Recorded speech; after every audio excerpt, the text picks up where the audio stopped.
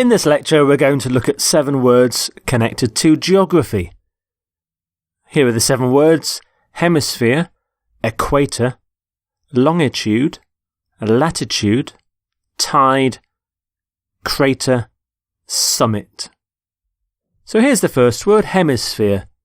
Hemisphere. It's one half of the earth. One half of the earth. From the Greek hemi, which means half. Hemisphere. Half a sphere. Half of the world. So for example, in the southern hemisphere, the height of summer is in January. Countries in the western hemisphere are predominantly democratic. If you live in the far north of the northern hemisphere, you can glimpse the northern lights. So you can see you've got southern hemisphere, western hemisphere, northern hemisphere in these. Often don't talk about the eastern hemisphere though for some reason, but you can talk about the eastern hemisphere too. Equator. Equator. Here's the equator. Across the middle of the earth. So we can say the space station orbits 22,000 miles above the Earth's equator. Sarawak Island straddles the equator. In equatorial countries, it is usually hot all year round. So you can cross the equator, straddle the equator. You can be south of the equator or north of the equator. So the adjective of equator is equatorial. So equator, equatorial. So the stress moves. Longitude. Longitude. Lines of longitude are lines on a map that run from north to south.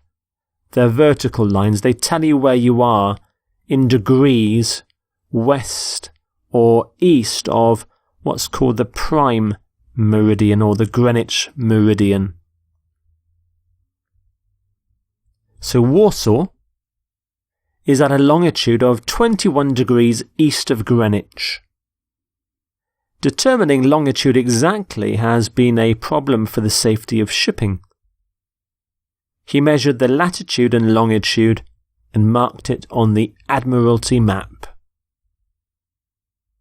So we often talk about latitude and longitude, or your longitudinal position. Your longitudinal position. So the plural of longitude is longitudes, but longitudinal is the adjective. Longitude often is used in relation to latitude. So lines of latitude are lines on a map that run from west to east. Horizontal lines, and they tell you how far north or south of the equator you are in degrees. So Warsaw is at a latitude of 52 degrees north of the equator. In the middle to high latitudes, rainfall has risen steadily in the last 20 to 30 years. Vitamin D deficiency is commonplace at northern latitudes. We talk about high and low latitudes. So a high latitude is far from the equator, near the poles. Low latitudes are near the equator. You can be at a latitude of so many degrees. And again, latitude and longitude go together. So latitudes. Next word is tide. Tide. So the tide is the regular daily change in the level of the sea at the coast. So here we've got the tide. It's a low tide, I think, by the sea, by the pier here. So the island is inaccessible by foot at high tide. The police report that exceptionally high tides have damaged local beaches, and some scientists have suggested that strong tides can cause earthquakes. So you can have a high tide and a low tide and a strong tide, and if the tide is moving from low to high, it's a rising tide. So tide, tides, and the adjective is tidal, tidal. So the E changes to an A. It's a very specialised word, so not so many synonyms here, but you could have current, flow and wave, a tidal wave. Crater. A crater is a very large hole in the ground, often caused by something hitting it or by an explosion, and they often fill with water to create lakes. And this is a picture of a crater at the top of a volcano, so you find a crater at the top of a volcano. So for example, experts calculate that a 3-kilometre asteroid could create a crater 60 kilometres wide.